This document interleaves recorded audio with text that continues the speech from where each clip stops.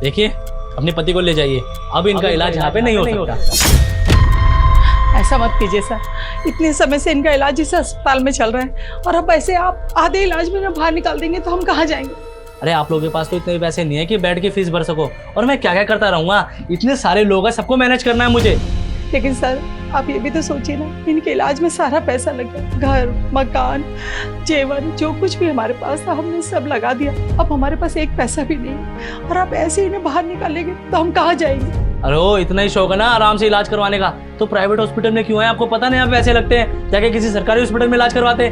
थोड़ी तो मेहरबानी कीजिए, आप ही लोगों ने कहा था कि इस अस्पताल में इनका इलाज हो जाएगा, वरना मैं क्यों इतने महंगे अस्पताल में लेकर आती इनको, और अब इनकी इस हालत में आप इन्हें बाहर निकाल रहे हो। हमने सारा पैसा लगा दिया अपना, हमारे पास तो एक पैसा नहीं है कि इनको लेकर मैं किसी अच्छे अस्पताल में चली जाऊँ।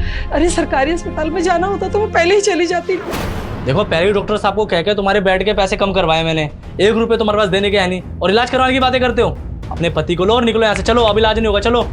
नहीं, हम इनका इलाज यहीं करवाएंगे, इन्हें ठीक करवाए बिना हम यहाँ से कहीं नहीं जाएंगे। इनके अलावा हमारा दुनिया में कोई नहीं, मेरी बस एक बेटी है, और अगर इनको कुछ हो गया तो हम क्या करेंगे, कहाँ जाएंगे। अरे अगर आप नहीं जाओगे तो डॉक्टर साहब मुझे नौकरी से निकाल देंगे। निकल। मम्मी ये क्या बदतमीजी है, तुम्हारी हिम्मत कैसे हुई मेरी माँ को हाथ लगाने की।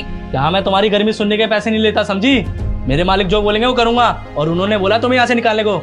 औकात है नहीं, आगे इलाज कराने, निकलो यहाँ से, चलो बेटे निकल। क्या हो रहा है सब? नीरज बेटा तू अच्छा हो, तू आ गया। देख ये लोग तेरे अंकल को हॉस्पिटल से बाहर निकाल रहे हैं। आंटी आप यहाँ पे, और क्या हुआ अंकल को? अरे ये तो डॉक्टर साहब के जान पहचान वाले हैं, और गलती से इनको पता चला बदतमीजी की मेरी नौकरी तो गई। बेटा बहुत टाइम से हम इनका इलाज इस हॉस्पिटल में करवा रहे हैं, हमने सारा पैसा लगा दिया जो कुछ भी हमारे पास था, और अब इस हालत में करके ये लोग इन्हें इस हॉस्पिटल से निकालना चाहते हैं। हम कहाँ जाएंगे इनका इलाज कराने। बेटा क्यों निकाल रहे हो इनको यहाँ से? सर मेरी कोई गलती नहीं है, डॉक्टर खन्ना ने कहा था इन्हें बाहर निकालो। 5 दिन से बेड के पैसे नहीं दिए उन्होंने, अब इनको बिठा के रखेंगे या बाकी पेशेंट्स को भी देखेंगे सर। अरे तो ऐसे इलाज थोड़ी होता है, थोड़ी तो इंसान की तकलीफ समझो ना। अगर इनके पास पैसे नहीं है तो ये मतलब थोड़ी ना आप निकाल दोगे यहाँ से। आंटी आप बिल्कुल भी टेंशन मत लो, आपके पति का ना यहीं पे इलाज होगा और बहुत अच्छे से होगा। और मैं देख रहा हूँ कि तू यहाँ पे इनसे बदतमीजी कर रहा है, तेरे को यहाँ पे बदतमीजी करने के लिए रखा हुआ है क्या?